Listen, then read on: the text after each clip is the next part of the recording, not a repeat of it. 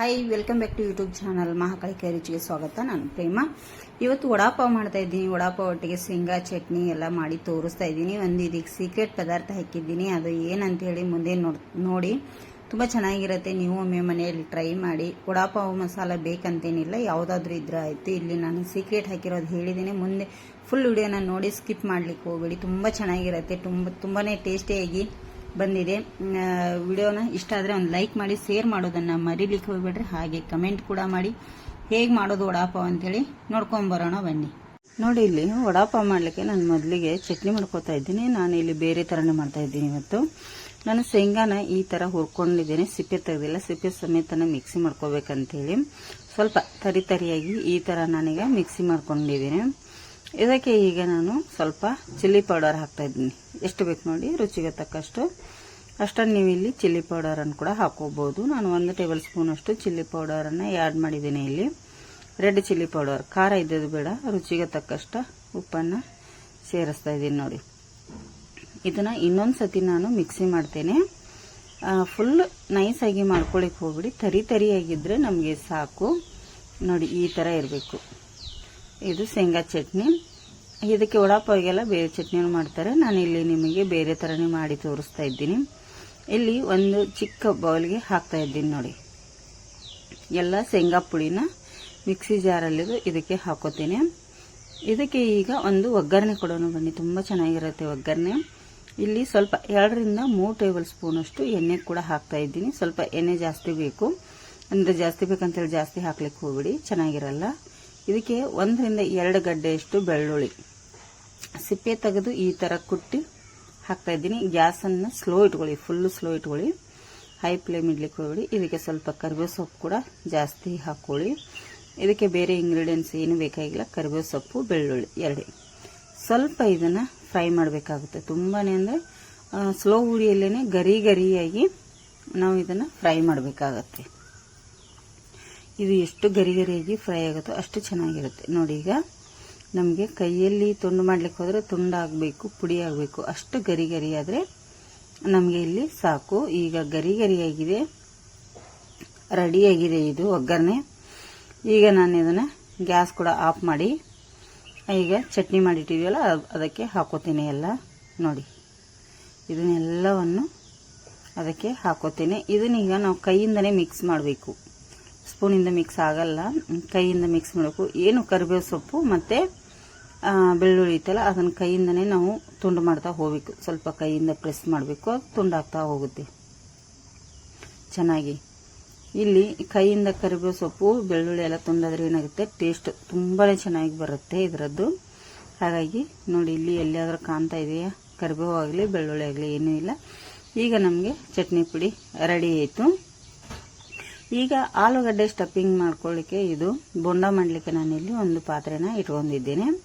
ಇದಕ್ಕೆ ಒಂದು 2 ರಿಂದ 3 ಟೇಬಲ್ ಸ್ಪೂನ್ ಅಷ್ಟು ಎಣ್ಣೆ ಕೂಡ ಹಾಕ್ತಾ ಇದ್ದೀನಿ. ಇದಕ್ಕೆ ಒಂದು ಜಾಸ್ತಿ ನಾನು ಸ್ವಲ್ಪ ಸಣ್ಣದಾಗಿ ಕಟ್ ಮಾಡಿಟ್ಟಿರುವಂಥ ಕರಿಬೇವು ಸೊಪ್ಪನ್ನು ತೊಗೊಂಡಿದ್ದೇನೆ. ಆಲೂಗಡ್ಡೆ ಬೋಂಡಾಗೆ ಕರಿಬೇವು ಸೊಪ್ಪು ಹಾಕಬೇಕು, ತುಂಬಾ ಚೆನ್ನಾಗಿರುತ್ತೆ. ನೋಡಿ, ಇಲ್ಲಿ ಕರಿಬೇವು ಸೊಪ್ಪು ಸ್ವಲ್ಪ ಫ್ರೈ ಆದಮೇಲೆ ಇದಕ್ಕೆ ಕಾಯಿ ಮೆಣಸು ಸ್ವಲ್ಪ ಕುಟ್ಟಿಟ್ಟಿದ್ದೆ ನಾನು, ಮಕ್ಕಳೆಲ್ಲ ತಿಂತಾರಲ್ಲ ಅಂಥೇಳಿ. ಅದು ಖಾರ ಇರೋದ್ರಿಂದ ಸ್ವಲ್ಪ 1-2 ಈರುಳ್ಳಿನ ಸಣ್ಣದಾಗಿ ಕಟ್ ಮಾಡಿ ಹಾಕ್ತಾ ಇದ್ದೀನಿ. ಹೈ ಫ್ಲೇಮಲ್ಲಿ ಇಟ್ಕೊಳ್ಳಿ, ಮೀಡಿಯಂ ಫ್ಲೇಮ್ ಇಡ್ಲಿಕ್ಕೆ ಹೋಗಬೇಡಿ. ಇದು ಚೆನ್ನಾಗಿ ಫ್ರೈ ಆಗಬೇಕು. ಈಗ ಇದಕ್ಕೆ ರುಚಿಗೆ ತಕ್ಕಷ್ಟು ಉಪ್ಪನ್ನು ಕೂಡ ಈಗಲೇ ಸೇರಿಸ್ತೀನಿ, ಬೇಗ ಫ್ರೈ ಆಗುತ್ತೆ ಅನ್ನೋದಕ್ಕೋಸ್ಕರ. ನಮ್ಮ ವಿಡಿಯೋ ಇಷ್ಟ ಆಗಿದ್ರೆ ಒಂದು ಲೈಕ್ ಮಾಡಿ, ಶೇರ್ ಮಾಡಿ, ಕಮೆಂಟ್ ಕೂಡ ಮಾಡಿ. ಹೊಸವರು ನಮ್ಮ ಚಾನಲ್ ನೋಡ್ತಿದ್ರೆ ಪ್ಲೀಸ್ ಸಬ್ಸ್ಕ್ರೈಬ್ ಮಾಡ್ಕೊಂಡು ನೋಡಿ. ಈಗ ಇದು ಚೆನ್ನಾಗಿ ಫ್ರೈ ಆಗಿದೆ. ಇದಕ್ಕೆ ಸ್ವಲ್ಪ ಅರಿಶಿನ ಹುಡಿ ಹಾಕ್ತಾ ಇದ್ದೀನಿ. ಈಗ ಇದಕ್ಕೆ ಸ್ವಲ್ಪ ಗರಂ ಮಸಾಲೆ ಕೂಡ ಹಾಕ್ತಾ ಇದ್ದೀನಿ. ನೋಡಿ, ಒಂದು ಅರ್ಧ ಟೇಬಲ್ ಸ್ಪೂನ್ ಅಷ್ಟು ಗರಂ ಮಸಾಲೆಯನ್ನು ಸೇರಿಸ್ತಾ ಇದ್ದೀನಿ. ಹಾಗೆ ಇದಕ್ಕೆ ಏನಪ್ಪ ಇದು ಅಂದರೆ, ಇಲ್ಲಿ ವಡಾಪಾವ್ ಮಾಡಬೇಕಾದ್ರೆ ವಡಾಪಾವ್ ಮಸಾಲೆನ ಸೇರಿಸಬೇಕಾಗಿತ್ತು. ವಡಾಪಾವ್ ಮಸಾಲೆ ಹಾಕಿಲ್ಲ ನಾನಿಲ್ಲಿ, ಪಾವ್ ಭಾಜಿ ಮಸಾಲೆ ಹಾಕಿದ್ದೀನಿ.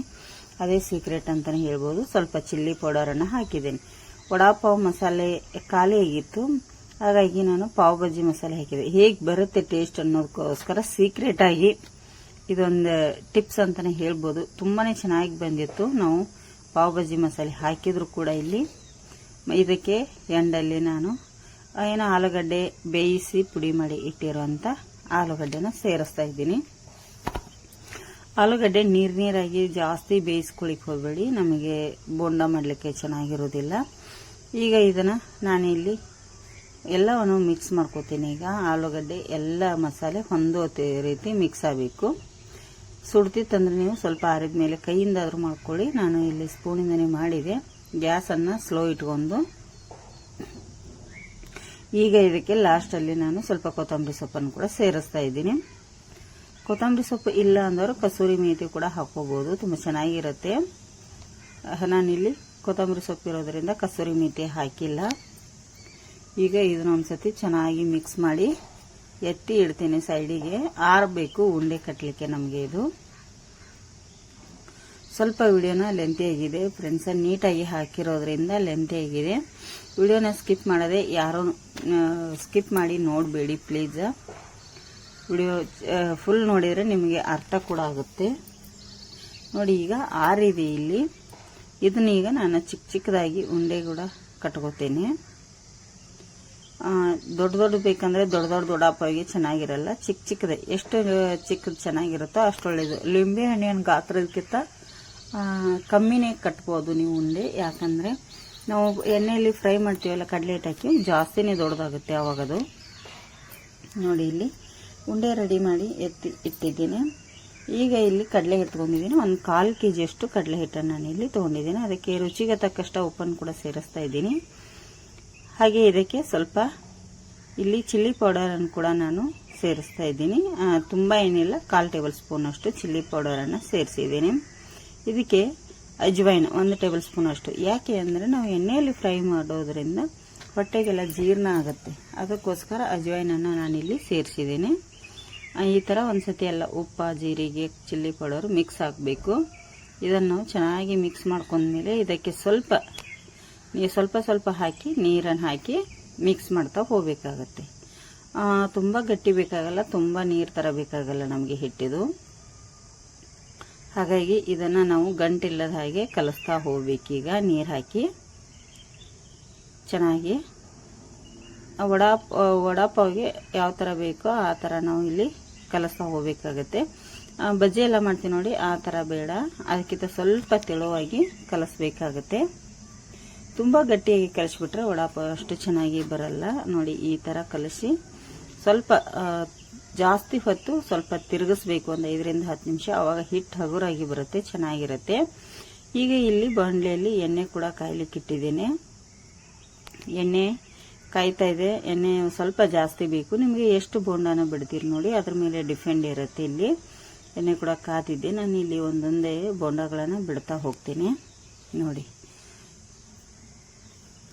ಹಿಟ್ಟು ಸ್ವಲ್ಪ ಮಿದುವಾಗಬೇಕು, ಗಟ್ಟಿ ಆದರೆ ಚೆನ್ನಾಗಿರಲ್ಲ, ಇಲ್ಲಾಂದರೆ ಬೋಂಡಕ್ಕೆ ಜಾಸ್ತಿ ಹತ್ತತೆ, ಟೇಸ್ಟ್ ಬರಲ್ಲ.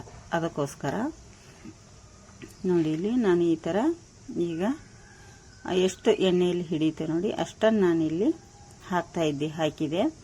ಈಗ ಒಂದೊಂದಾಗಿ ತಿರುಗಿಸ್ಬೇಕಾಗುತ್ತೆ. ಸ್ವಲ್ಪ ನೋಡಿಕೊಂಡು ತಿರುಗಿಸ್ಕೊಳ್ಳಿ. 2 ರಿಂದ 3 ನಿಮಿಷ ಹಾಕಿದ ಮೇಲೆ ಆಟೋಮೆಟಿಕ್ಕಾಗಿ ಅದೇ ಇದಾಗುತ್ತೆ. ನೋಡಿ ಈ ಥರ ನಾವೆಲ್ಲವನ್ನು ತಿರುಗಿಸ್ಬೇಕಾಗತ್ತೆ. ಫ್ರೆಂಡ್ಸ, ವಿಡಿಯೋಗಳನ್ನು ನಾನು ಆದಷ್ಟು ನಿಮಗೆ ಶೇರ್ ಮಾಡ್ತಾ ಇದ್ದೀನಿ. ಯಾವ ವಿಡಿಯೋ ಬೇಕಂಥೇಳಿ ಪ್ಲೀಸ್ ಕಮೆಂಟಲ್ಲಿ ತಿಳಿಸಿ. ವಿಡಿಯೋನ ಆದಷ್ಟು ಜನರಿಗೆ ಶೇರ್ ಮಾಡಿ. ನೋಡಿ ಇಲ್ಲಿ ಈಗ ಇದು ಫುಲ್ ಈ ಸೈಡು ಕೂಡ ಫ್ರೈ ಆಗಬೇಕು ಚೆನ್ನಾಗಿ. ಈಗ 2 ಸೈಡು ಫ್ರೈ ಆಗಿದೆ. ನಾನು ಇದನ್ನು ತಕ್ಕೋತೀನಿ. ಈಗ ಒಂದು ತಟ್ಟೆಗೆ ತಕ್ಕೊಂಡ್ಬಿಡ್ತೀನಿ. ನೋಡಿ ಇದಕ್ಕೆ ಸೈಡ್ ಎಲ್ಲ ಹೇಗೆ ಸ್ವಲ್ಪ ಹಿಟ್ಟು ಮಿದು ಆದರೆ ಈ ಥರ ಆಗುತ್ತೆ. ನಾನು ಯಾಕೆ ಮಿದು ಮಾಡ್ಕೊಂಡು ಅಂದರೆ ಆಲೂಗಡ್ಡೆಗೆ ಜಾಸ್ತಿ ಹಿಟ್ಟಾದರೆ ಅಷ್ಟು ಚೆನ್ನಾಗಿ ಅನಿಸಲ್ಲ, ಅದಕ್ಕೋಸ್ಕರ ನಾನಿಲ್ಲಿ ಇದನ್ನು ಮಾಡಿದೆ. ಈಗ ಇದನ್ನೆಲ್ಲವನ್ನು ಒಂದು ತಟ್ಟೆಗೆ ತಗೊಂಡ್ಬಿಡ್ತೀನಿ. ನೋಡಿ ಇಲ್ಲಿ ಈಗ ನಾನಿಲ್ಲಿ ಒಂದು 4 ಪಾವನ್ನು ತೊಗೊಂಡಿದ್ದೀನಿ. ಈ ಥರ ಪಾವು ಬೇಕರಿಯಲ್ಲಿ ಸಿಗುತ್ತೆ ನಮಗೆ. ಇದನ್ನೀಗ ಮಿಡ್ಲಲ್ಲಿ ಚಾಕುವಿಂದ ಕಟ್ ಮಾಡ್ಕೋತೀನಿ. ಮಧ್ಯಕ್ಕೆ ಫುಲ್ ಕಟ್ ಮಾಡ್ಲಿಕ್ಕೆ ಹೋಗಬೇಡಿ, ಮಧ್ಯಕ್ಕೆ ಗ್ಯಾಪ್ ಇರಬೇಕು, ಹಿಂದ್ಗಡೆ ಅಂಟಿರಬೇಕು, ಅಷ್ಟು ಕಟ್ ಮಾಡಿದರೆ ಸಾಕು ನಮಗೆ.